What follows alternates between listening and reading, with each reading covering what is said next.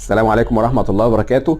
مساء الخيرات، يا رب حضراتكم جميعا بخير وصحة وسعادة. هنتكلم النهاردة عن الحقن بالنسبة للخشونة. الحقن أنواع وبيختلف حسب حالة المفصل زي ما قلنا قبل كده، وعلى حسب حالة العيان. الحقن ايه المزايا بتاعته؟ من ضمن مزاياه ان هو بيتجنب الآثار الجانبية بتاعة الأدوية زي التأثير على حموضة المعدة وغيره. ده أشهر سبب أو ده أشهر أثر جانبي للأدوية اللي بتستخدم في علاج أمراض المفاصل في العموم.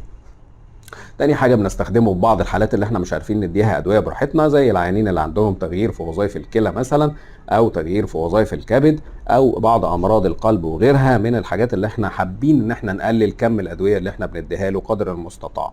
الحقن ده أنواع بتختلف حسب حالة المفصل. لو المفصل ملتهب ووارم وفي نوع من انواع الالتهاب، ممكن ساعتها نديله كورتيزون. وكان زمان الكورتيزون المنظمات البحثيه العالميه ما بتفضلش حقنه في المفاصل، لكن دلوقتي بيحقن مفيش مشاكل منه على حسب حالة العيان وعلى حسب برضه رؤية الطبيب المعالج.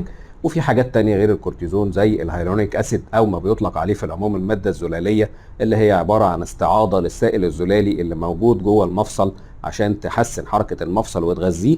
الحقن بيتكرر او ما بيتكررش برضه يرجع للطبيب المعالج ويرجع لاستجابة العيان له، اللي بتختلف من مريض لآخر. لكن في العموم الآثار الجانبية للحقن آثار قليلة، واذا استخدم بشكل جيد واندر اسيبتيك كونديشن او في ظروف تعقيميه جيده وحاله عيان كويسه وجيده، ما فيش من وحالته العامه كويسه، فغالبا ما بيبقاش فيه منه اي مشاكل باذن ربنا، وبيدي نتائج كويسه ومرضيه اذا سواء تم حقنه بلايند او تم حقنه باحدى الوسائل المساعده زي سونار المفاصل، اللي بيستخدم ان احنا نشوف شكل المفصل وشكل الابره وشكل الماده المحقونه فين بالظبط.